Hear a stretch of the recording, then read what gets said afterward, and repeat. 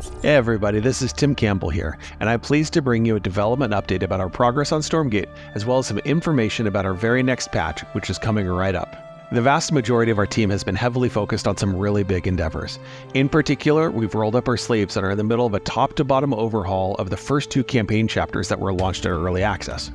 We're going to share more about this in the near future, but effectively, we're tackling all the things, including a full roster of updated character models, revisiting mission scripts, and re-recording VO, even overhauling the terrain and the mission objectives in them. Additionally, we've been hard at work on Team Mayhem, our upcoming 3v3 team-based competitive mode that I am super excited about.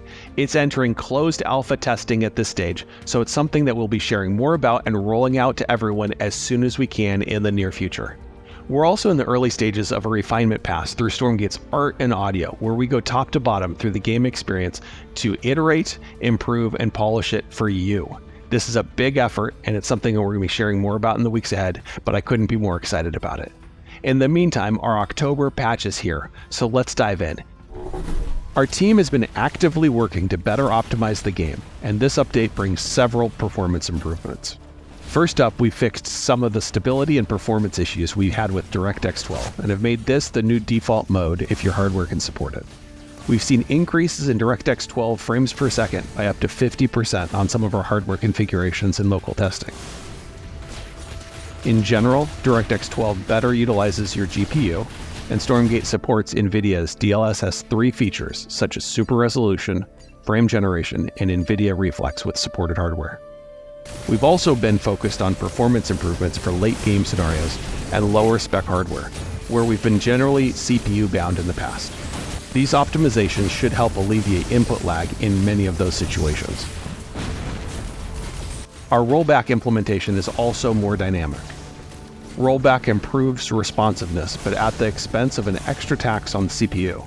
So now rollback will not be active if there isn't enough CPU headroom to support it.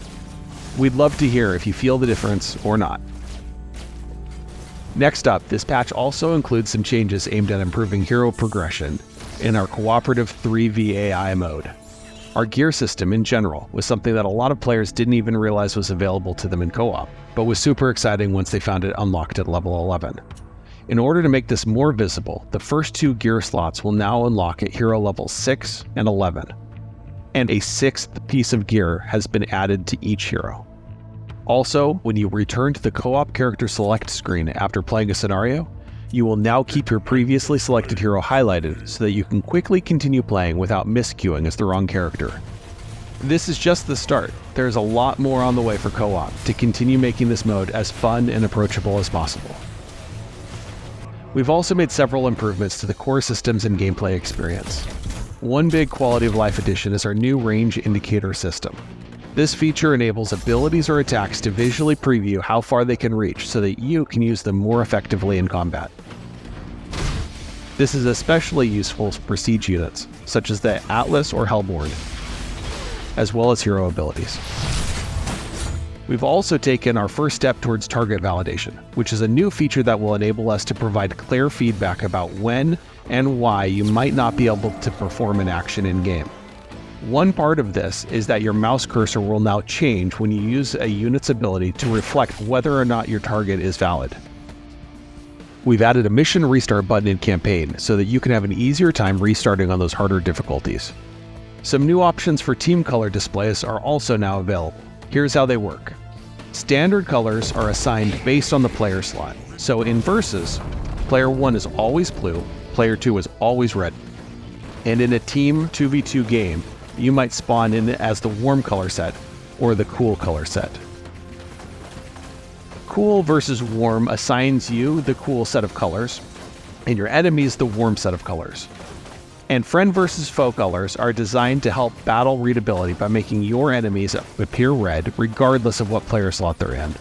In co-op and team games, there can be multiple enemy players, so this unifies their colors to make it easier to identify the bad guys. For the Halloween season, we're giving away 2 free cosmetics as a thank you to everyone who is participating in early access and helping us to polish and refine Stormgate.